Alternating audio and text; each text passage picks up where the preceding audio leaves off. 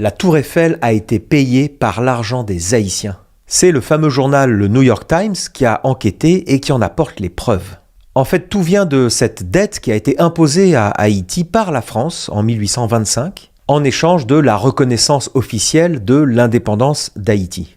La dette imposée par la France à l'époque était de 150 millions de francs or, une dette colossale qui a littéralement écrasé l'économie haïtienne. Et pour rembourser cette dette qui a été imposée par la force, il faut le dire, Haïti a dû emprunter auprès de banques françaises. La France a donc ouvert une banque à Port-au-Prince pour capter directement l'argent des Haïtiens et l'envoyer en France. Cet argent a surtout été géré par le CIC qui a pu ensuite investir dans la construction de la Tour Eiffel. Alors oui, Gustave Eiffel a engagé son propre argent, mais 80% du financement de la tour provenait des banques et surtout du CIC. Alors il y a 20 ans, le président haïtien Jean-Bertrand Aristide avait parlé de cette dette de l'indépendance qui devait être remboursée par la France. D'ailleurs, cela lui a coûté sa place de président. Il a dû démissionner de force sous la pression de la France et des États-Unis. L'ambassadeur de France à l'époque admet qu'il y avait un lien entre l'éviction du président Aristide et ses revendications pour la restitution de cette dette. Après plusieurs mois d'analyse des archives,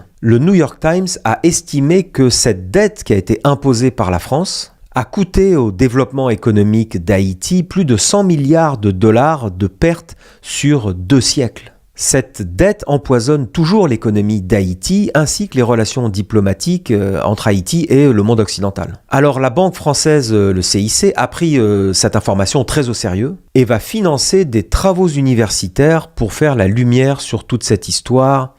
On attend de voir. Et puis c'est pas vraiment des travaux universitaires que réclame Haïti, c'est plutôt de l'argent. Aujourd'hui, la valeur de la Tour Eiffel est estimée à environ 435 milliards d'euros, soit 20 fois plus que ce qu'a demandé le président Aristide comme réparation du préjudice de 1825.